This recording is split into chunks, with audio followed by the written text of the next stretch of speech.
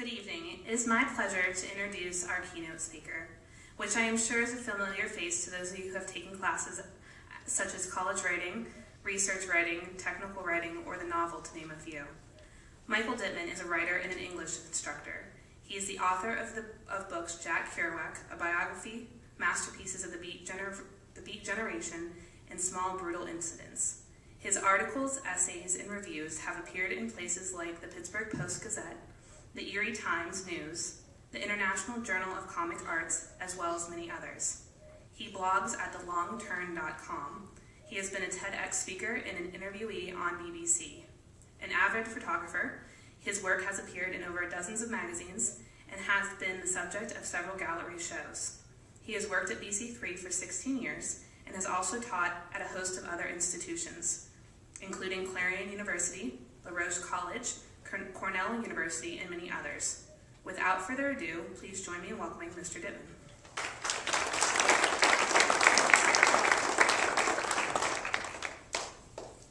Thank you, and I want to thank you all for inviting me here this evening. It's a great honor and privilege.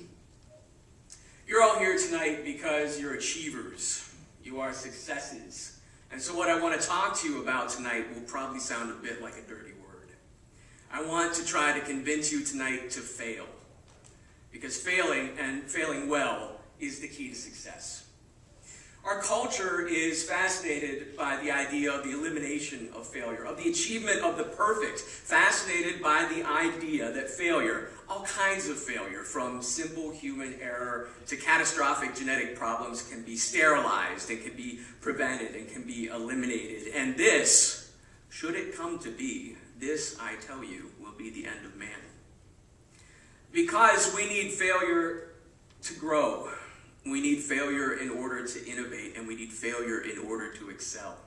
I'm asking you to see the repeated failure in all of our lives as steps. Missteps, yes, but steps nonetheless. Steps towards a larger, more exciting, more productive life. And we knew this as children. I mean, that's why we call them toddlers, right? We watch a child learning to walk, and they fall and they get up, and they fall and they get up, and they fall and they get up. And at no point do we think of them as failures. We understand what they're doing as part of the process of learning. At no time do we tell them, boy, I don't know, look kid, you fell pretty hard back there, and you look kind of stupid. I think maybe you should just stay on your belly from now on. Yeah, you're more of a belly person. And yet, just a few years later, after they learn how to walk, we do begin to encourage people to stay down when they fail. In Megan McArdle's book, The Upside of Down, she writes about psychologist Carol Dweck. And what Dweck did was she assigned a series of tests and then separated the test subjects into two groups. Those who improved on tests over time and those who did not. In fact, those who even stopped trying to complete the more difficult tasks. And she called these people fixed mindset people. And these people withdrew from the challenge because they didn't want to fail. In fact, they began to exhibit fear towards the test because they saw the results as personal judgments. They became terrified of the self-knowledge that failure brings, of facing the nagging little voice in the back of our head that whispers, "What if you aren't good enough?" In fact, McArdle even discusses a variant on the test. When fixed mindset people who felt they were going to fail the test, when these people were given the choice of taking what they told was a performance-enhancing drug or a performance-inhibiting drug, they always chose the performance-inhibiting drug. In this way, they were able to shift themselves, to shift the idea of the self away from failure. I didn't fail that test. It was the drug that made me fail this test. Excuses remove responsibilities and help to hide the lessons of failure. So, our task in life then is to learn a way to constructively approach failure. If we don't learn how to do this task, then we avoid everything. We avoid the chance of failure. And by doing so, we place ourselves in fetters and we make for ourselves a comfortable little home that after a few decades serves well as a coffin too. As we get older, we listen more to that corrosive voice in our head and we begin to shield ourselves from failure. And schools reinforce this. Think about the way we typically teach my subject, writing. In a writing course, we show apprentice writers the finished product only, the success. We don't talk about all the drafts. We don't talk about all the mess that went into or went alongside that finished essay sitting so smugly in that expensive anthology.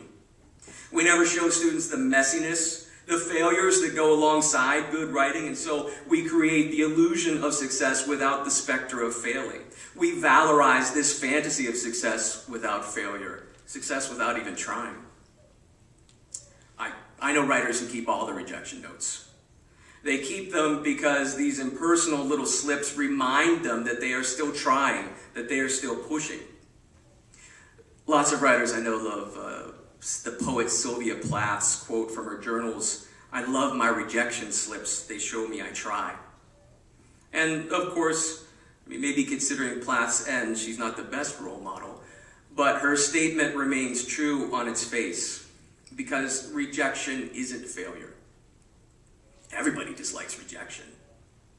I used to say there was one job that I could not do, and that was sales. Because I couldn't and I can't stand the idea of cold calling people. But in one of my previous lives working in radio, I met salespeople, I worked with salespeople, successful salespeople, and they told me, yeah, I hate cold calling too. They hated getting rejected day in and day out, and now I realize that their job, sales, is not so different from my job, writing. These salespeople who I worked with hated cold calling, but they understood that they had to persevere. They understood they had to push through the appearance of failure in order to accomplish what they loved, connecting a person with a product that could help them. I still don't like it when I get rejection letters for my writing. But I understand that I have to fail sometimes in order to figure out what I'm doing wrong so that I can better my writing, so that I can have it published, so that I can introduce people to my worldview and have them talk to me about what I wrote and how it affected them. Ultimately, even a public failure can be a private success if we teach ourselves to contextualize that attempt in our life. In my Intro to the Novel class that Morgan mentioned, we read Nathaniel Hawthorne's short novel, The Blythedale Romance, which, not surprisingly, I guess, is about Blythedale, a sort of proto-hippie commune in the mid-1800s. And at Blythedale, their goal was to create a utopian society through farming and community. In the end, spoiler alert for those of you who love mid-18th century novels, the community fails, and there's mysterious women in veils, and there's suicide and sadness. This is an American dark romantic novel, after all. But it's through the huge failure of the community in the book, which incidentally is based on the real-world failure of an American utopian society, that the narrator is able to understand some hard truths about himself. The public failure that the narrator finds himself part of provides a personal revelation.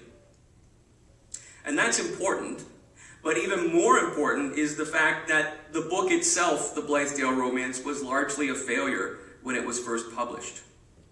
And yet, Hawthorne loved this book. He looked fondly upon it because, as he wrote in a letter to a friend, this book, this failure, allowed him to keep a foothold between reality and fantasy. Far from crushing hopes, failure allows us to continue to dream by introducing new hopes. Instead of thinking of every failure as a nail in your coffin, think of every time you pass up an opportunity because you're afraid of failing, or even because you know you'll fail. Think of this as hammering in another nail in the cozy, safe little cage that you're building for yourself with society's help. So as you head out tonight, yes, take some time to bask in the glow of your fantastic accomplishment. You've earned it. But don't let that warm feeling stop you from seeking out your next difficult task. The task that and I mean this in the nicest possible way, the task that I hope you fail at.